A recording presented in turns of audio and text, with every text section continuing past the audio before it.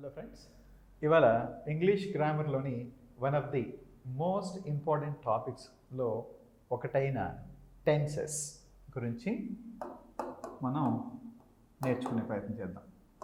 Tenses examination point of view కానీ, real లైఫ్లో కానీ, ఒక సబ్జెక్ట్ పరంగా కానీ టెన్సెస్ అనేది the most important topic, one of the most important topics అని చెప్పుకోవచ్చు. మీకు కూడా తెలుసు ఆ విషయం. అయితే ఎగ్జామినేషన్ పరంగా మల్టిపుల్ చాయిస్లో ఈ చాప్టర్ మీద ప్రశ్నలు ఎలా వస్తాయి, వీటిని ఈ ఆర్డర్లో నేర్చుకోవాలి, ఎలా నేర్చుకుంటే సులువుగా ఉంటుంది అనేది ఇప్పుడు మనం ఈ వీడియోలో చూస్తాం. మొదటిగా టెన్స్ అంటే టైం అని మనం తీసుకోవచ్చు. టెన్స్ అంటే టైం, కాలం. మీకు తెలుసు, కాలాన్ని మనం ప్రజెంట్ టెన్స్ అని, పాస్ట్ టెన్స్ అని, ఫ్యూచర్ టెన్స్ అని డివైడ్ చేయడం జరుగుతుంది. సో ప్రస్తుతాన్ని ప్రజెంట్ అని, గడిచిపోయిన దాన్ని పాస్ట్ అని, భవిష్యత్తులో జరిగేదాన్ని ఫ్యూచర్ టెన్స్ అని అంటాం. అయితే మనం చెప్పాలనుకున్న వాక్యం ఏ టెన్స్కి సంబంధించింది అయితే ఆ టెన్స్ని మనం వాడాలి. మీకు తెలిసే ఉంటుంది, టెన్స్ని 3 భాగాలు చేస్తే ప్రతి టెన్స్కి మళ్ళీ 4 సబ్ ఫార్మ్స్ ఉంటాయి. 4 సబ్ ఫార్మ్స్ అని అంటాం. అవి ఒకటి సింపుల్, రెండవది కంటిన్యూయస్, మూడవది పర్ఫెక్ట్, నాలుగవది పర్ఫెక్ట్ కంటిన్యూయస్.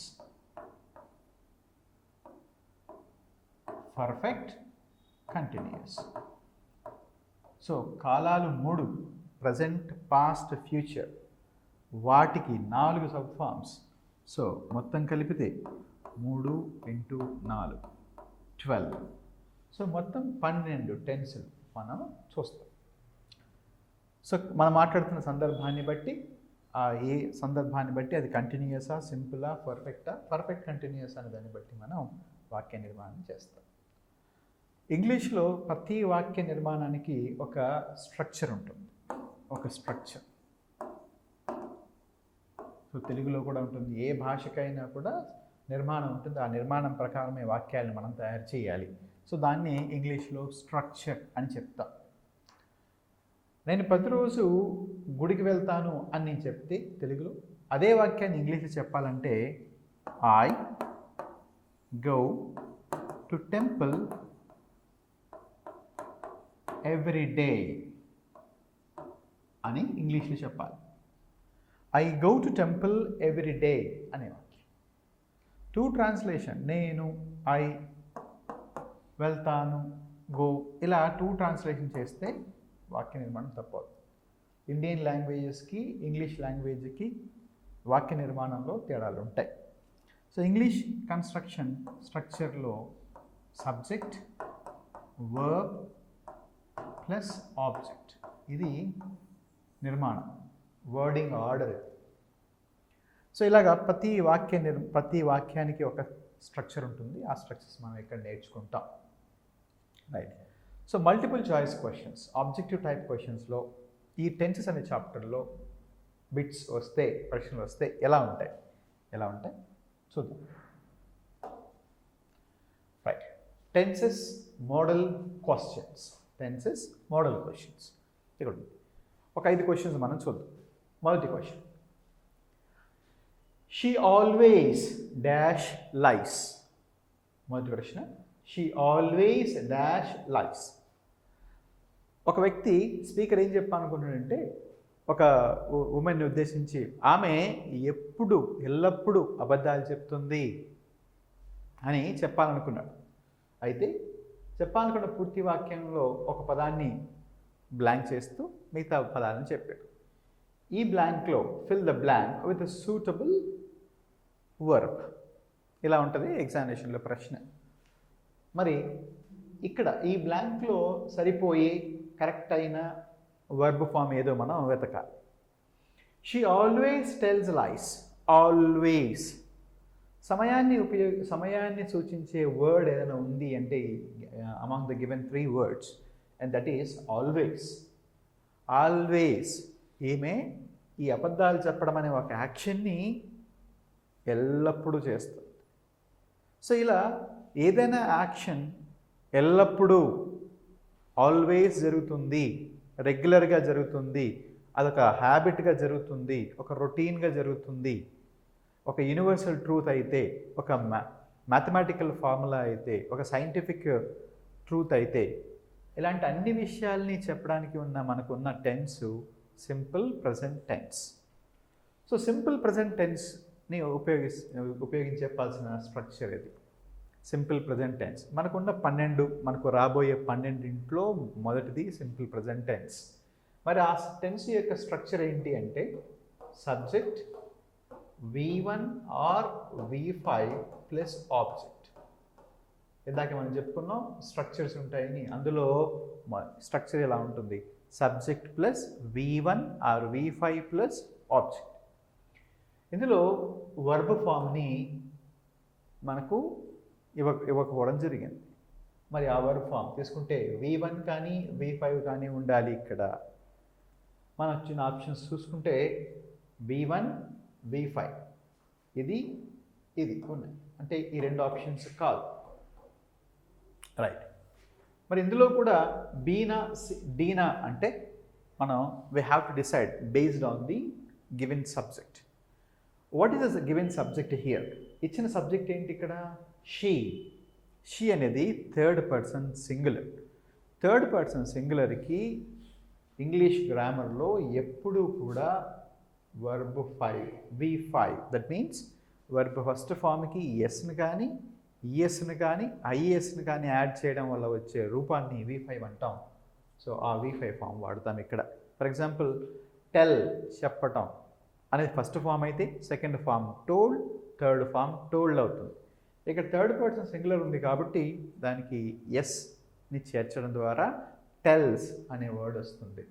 సో ఈ వాక్యం కరెక్ట్ అవ్వాలి అంటే among the given 4 options the correct one, the right option is tells. So ఇది అనేది ఆన్సర్ అవుతుంది. సో ఇక్కడ టెల్స్ అనే ఆప్షన్ మనం ఎన్నుకుంటే ఆ వాక్యం పర్ఫెక్ట్గా కరెక్ట్ అవుతుంది. ఎలాగ? షీ ఆల్వేస్ టెల్స్ లైస్ అనేది correct. So the sentence is in simple present tense because the action belongs to present. It belongs to a regular or habitual action. కాబట్టి అలా వస్తుంది. సో ఈ విధంగా మనం కరెక్ట్ ఆప్షన్ ఎన్నుకోవచ్చు. రెండవ మోడల్ క్వశ్చన్ చూద్దాం. They dash intermediate now. ఈ స్పీకర్ ఏం చెప్పాలనుకున్నాడంటే వాళ్ళు, ఆ పిల్లలు ఇంటర్మీడియట్ని ఇప్పుడు చదువుతున్నారు అని చెప్పాలి అనుకున్నాడు. వాళ్ళు ఇప్పుడు ఇంటర్మీడియట్ చదువుతున్నారు అని చెప్పాలనుకున్నాడు. చదువుతూ ఉన్నారు, ఇప్పుడు జరుగుతోంది వాళ్ళది. So action is in progress. So పని జరుగుతోంది. మరి పని జరుగుతూ ఉన్న యాక్షన్స్ని చెప్పాలి అంటే టెన్సెస్లో మనకున్న టెన్స్ ఏది అంటే ప్రజెంట్ కంటిన్యూస్ టెన్స్. ఎందుకు ప్రజెంట్ కంటిన్యూస్? యాక్షన్ కంటిన్యూలో ఉంది కాబట్టి కంటిన్యూస్. ఇప్పుడు చదువుతున్నారు, ఇప్పుడు ఇన్ ది సెన్స్ ప్రజెంట్, కాబట్టి ప్రజెంట్లో యాక్షన్ కంటిన్యూస్లో ఉంది కాబట్టి ప్రజెంట్ కంటిన్యూస్ టెన్స్ తీసుకుంటాం. ప్రజెంట్ కంటిన్యూస్ టెన్స్కి కానీ స్ట్రక్చర్ ఏముంటుంది అంటే subject plus am, is, are plus V4 plus object. ఇది స్ట్రక్చర్. సో ప్రజెంట్ కంటిన్యూస్ ఇప్పుడు మన కంటి ముందు జరుగుతూ ఉన్న ఏ పనులైనా, లేదా at the time of speaking మనం మాట్లాడుతున్నప్పుడు ఇంకో చోట ఎక్కడైనా జరుగుతున్న పనులు లేదా అండర్ ప్రోగ్రెస్ ఉన్న అలాంటి పనులన్నీ చెప్పాలి అంటే ప్రజెంట్ కంటిన్యూస్ టెన్స్ని వాడతాం. దాని స్ట్రక్చర్ వచ్చి subject plus am, is, are plus V4 plus object. మరి ఈ వాక్యం చూస్తే మనం దే డాష్ ఇంటర్మీడియట్ నౌ అనే మాట చూస్తే మనం నౌ అంటే ఇప్పుడు అని అర్థం, అంటే ఇప్పుడు జరుగుతోంది. So present continuous. ఆ స్ట్రక్చర్ ప్రకారం తీసుకున్నట్టయితే మనకు హెల్పింగ్ వర్బ్ ఏం రావాలి? ఇక్కడ సబ్జెక్ట్ ఏముంది? ఇక్కడ దే అని ఉంది కాబట్టి ఆర్ ప్లస్ V4 ఉండాలి. V4 అంటే వర్బ్కి ఐఎన్జి, వర్బ్ ఫస్ట్ ఫామ్కి ఐఎన్జి ఉండడాన్ని V4 అని అంటాం. అయితే మనకి ఇచ్చిన 4 ఆప్షన్స్ చూసినట్టయితే ఆర్ స్టడీయింగ్ అనేది కరెక్ట్ అవుతుంది. దే ఆర్ స్టడీయింగ్ ఆ స్ట్రక్చర్ ప్రకారమే ఉంది కాబట్టి. సో మొత్తం వాక్యాన్ని చూస్తే they are studying intermediate now అనే ఒక మీనింగ్ఫుల్ రైట్ సెంటెన్స్ వస్తుంది. సపోజ్ ఇంకొక క్వశ్చన్ చూద్దాం. ఎగ్జామినేషన్లో టెన్సెస్ మీద అడిగినప్పుడు ఇలా కూడా రావచ్చు. Right, Raju dash to the ground just now. So ఇక్కడ స్పీకర్ ఏం చెప్పాలనుకున్నాడు? రాజు అనే వ్యక్తి ఇంతకు ముందే, కొంతసేపటి కిందటే గ్రౌండ్కి వెళ్ళాడు రాజు అనే వ్యక్తి అని చెప్పాలనుకున్నాడు. ఒక పదాన్ని వదిలేయడం జరిగింది. ఆ పదాన్ని, కరెక్ట్ పదాన్ని మనం ఫిల్ చేయాలి. మరి ఫిల్ చేయాలంటే ఈ వాక్యం చూస్తే ఈ యాక్షన్ ఎప్పుడు జరిగింది? ఇంతకు ముందే జరిగింది. ఎక్కడ తెలుస్తుంది మనకు? జస్ట్ నౌ అనే పదంతో తెలుస్తుంది. జస్ట్ నౌ, కొద్దిసేపటికి, ఇంతకు ముందే, కొద్దిసేపటికి ముందే, ఈ మధ్యనే అని ఒక సందర్భాల్లో మనం ప్రజెంట్ పర్ఫెక్ట్ని వాడడం జరుగుతుంది టెన్సెస్లో. ప్రజెంట్ పర్ఫెక్ట్కి ఉన్న స్ట్రక్చర్ ఏంటి అంటే, ప్రజెంట్ పర్ఫెక్ట్కి subject plus has or have plus V3 plus object. Subject plus has or have plus V3 plus object అనే ఒక కన్స్ట్రక్షన్ ఉంది, ఆ స్ట్రక్చర్ ఉంది. ఆ స్ట్రక్చర్ ప్రకారమే మనం వాక్యం నిర్మిస్తాం. మరి ఇక్కడ మనకు మిస్ అయింది ఏంటి? సో వర్బ్ మిస్ అయింది, ఏం తీసుకోవాలి? గాన్ కాదు, వెంట్ కాదు, హ్యాజ్ గాన్ కానీ హ్యావ్ గాన్ కానీ ఉంటుంది. మరి ఇక్కడ హ్యాజ్ గానా హ్యావ్ గానా అనేది it depends on the subject number. ఇక్కడ ఈ subject number third person singular. Third person సింగులర్కి ఎప్పుడు మనం ఈ హ్యాజ్ హ్యావ్ తీసుకున్నప్పుడు ప్రజెంట్ టెన్స్లో హ్యాజ్ తీసుకుంటాం కాబట్టి హ్యాజ్ గాన్ అనేది కరెక్ట్ అవుతుంది. సో మొత్తం వాక్యం Raju has gone to the ground just now అనేది కరెక్ట్ సెంటెన్స్. సో ఇలా రాస్తే మనకు కరెక్ట్ అవుతుంది సెంటెన్స్. రైట్, 4వ ప్రశ్న చూద్దాం. Kohli dash cricket since 2008. ఈ మొత్తం వాక్యం యొక్క అర్థం, కోహ్లీ అనే ఒక క్రికెటర్ 2008 నుంచి క్రికెట్ని ఆడుతూ ఉన్నాడు అని చెప్పాలి అనుకున్న సందర్భంలో ఓ పదం, ఒక వర్బ్ అనేది మిస్ అయింది. ఆ కరెక్ట్ వర్బ్ ఏంటి అంటే చూస్తే 2008 నుండి ఇప్పుడు 2021, అంటే 2008లో ప్రారంభమై ఒక వర్క్ ఇప్పటికీ కూడా కొనసాగుతూనే ఉంది. అంటే for a long time the action in progress అని. సో మనకు ఇంగ్లీష్లో ఇలాంటి వాక్యాలు చెప్పాలి అంటే ఒక పని గతంలో ఎప్పుడో ప్రారంభమై, అంటే కొన్ని గంటల కింద కానీ, కొన్ని రోజుల కింద కానీ, కొన్ని వారాల కింద, కొన్ని నెలల కింద, కొన్ని సంవత్సరాల కింద ప్రారంభమై ఇప్పటికీ కూడా మనం మాట్లాడుతున్న సమయంలో కూడా జరుగుతూ ఉంది అని చెప్పాలి అంటే మనం ప్రజెంట్ పర్ఫెక్ట్ కంటిన్యూస్ టెన్స్ని వాడడం జరుగుతుంది. ప్రజెంట్ పర్ఫెక్ట్ కంటిన్యూస్ టెన్స్ యొక్క స్ట్రక్చర్ ఏంటంటే సబ్జెక్ట్ హ్యాజ్ కానీ హ్యావ్ కానీ ఉండి, బీ నుండి V4 ఉండి ఆబ్జెక్ట్ ఉంటుంది. ఇది స్ట్రక్చర్. సో ఇంతకుముందే మనం చెప్పుకున్నాం థర్డ్ పర్సన్ సింగులర్ అయితే హ్యాజ్ వస్తుంది అని. సో ఖచ్చితంగా దీనికి హ్యాజు, బీను, V4 ఉన్నదే మనకు కరెక్ట్ ఆన్సర్ అవుతుంది. So Kohli has been playing cricket since 2008 అనేది కరెక్ట్ అవుతుంది. చివరి ప్రశ్న చూద్దాం. Kalam dash in 2015. ఈ స్పీకర్ యొక్క ఉద్దేశం ఏంటి అంటే, కలాం అనే వ్యక్తి, గొప్ప వ్యక్తి 2015లో 2015లో మరణించారు అని చెప్దాం అనుకున్నాడు. వచ్చిన పదం ఇక్కడ మిస్ అవ్వడం జరిగింది. ఆ మిస్ అయిన పదాన్ని మనం కరెక్ట్గా అందుకుంటే we will get a mark. Then how to select that right word. ఇక్కడ మనం ఈ వాక్యం ఏ టెన్స్ గురించి మాట్లాడుతుంది? ఈ పై వాక్యం ఎప్పుడో పని ప్రారంభమై ఇప్పుడు కూడా జరుగుతూనే ఉంది అని చెప్పింది. అంతకన్నా ముందు వాక్యాలు తీసుకుంటే మనం ఎల్లప్పుడూ జరిగే పనిని ఒకటి చెప్పింది, ఇప్పుడు జరుగుతున్న ఒక పనిని చెప్పింది, ఇంతకు ముందే జరిగిన ఒక పనిని చెప్పింది, వేరు వేరు వాక్యాలు.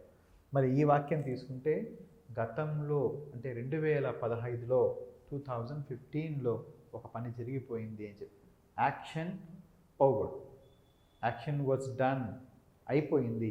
ఇలా గతంలో జరిగిపోయిన పనుల్ని చెప్పాలి అంటే ఇంగ్లీష్ గ్రామర్లో ఉన్న టెన్స్, మనం ఉపయోగించుకోవాల్సిన tense simple past. Simple past యొక్క structure subject plus V2 plus object, ఇది ఉంటుంది ఈ స్ట్రక్చర్. అంటే ఇక్కడ మనకు మిస్ అయిన వర్బ్ ఫామ్ ఏంటి? Verb second form V2. మరి మనకి ఇచ్చిన 4 ఆప్షన్స్ని చూసుకుంటే passes, will pass, passed away, passing away. ఇందులో పాస్డ్ అవే అనేది కరెక్ట్ అవుతుంది. సో మొత్తం వాక్యాన్ని మనం ఇలా ఫిల్ చేయొచ్చు.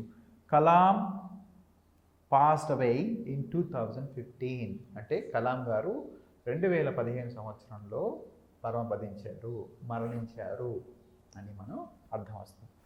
సో ఈ విధంగా మల్టిపుల్ చాయిస్ క్వశ్చన్స్లో టెన్సెస్ మీద ప్రశ్నలు ఇలా రావడం జరుగుతుంది.